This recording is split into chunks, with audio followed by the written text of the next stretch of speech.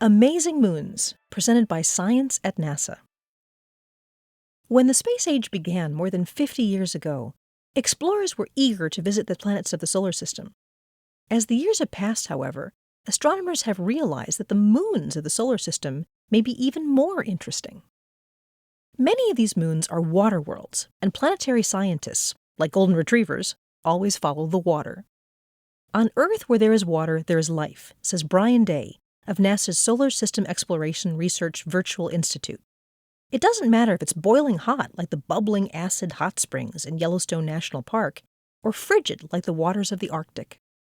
Consider Enceladus, a tiny moon floating just outside Saturn's rings. This little wonderland features a vast underground ocean that could be friendly to microbial life. That ocean is capped by a thick crust of ice.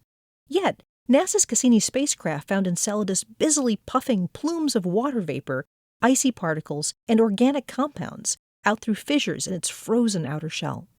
Cassini has actually flown through these plumes a few times, sniffing out their composition.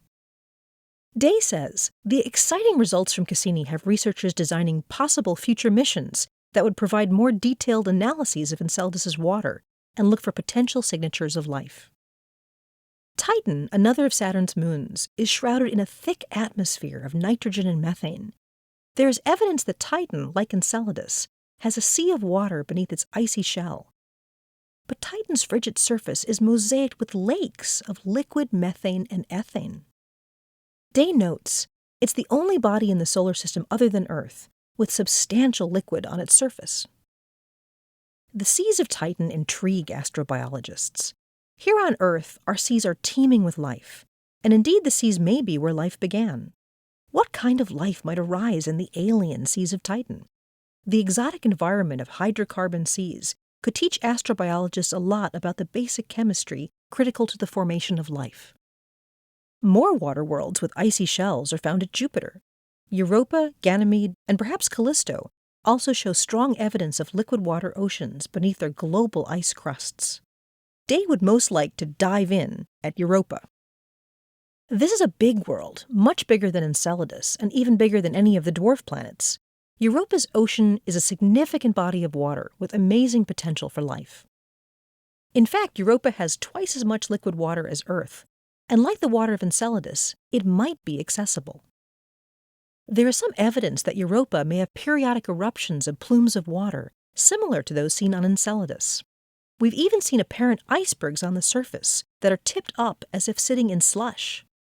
All of these provide us with tantalizing clues of what lies beneath, an ocean of liquid water. Meanwhile, orbiting Jupiter not far from Europa is a completely different kind of satellite. Io, says Day, is the most volcanically active body in our solar system. Io gets its fiery warmth from tidal heating, that is, a back-and-forth stretching of the moon's interior caused by Jupiter's intense gravity. Each moon is stretched and pulled differently, causing varying rates of tidal heating. Orbiting more closely to Jupiter than the other Galilean moons, Io is stretched the most, hence its volcanism. Europa, next closest to Jupiter, is stretched less, followed in order by Ganymede and Callisto. Day continues, saying, tidal heating is a source of energy that can melt ice and expand the potential for life.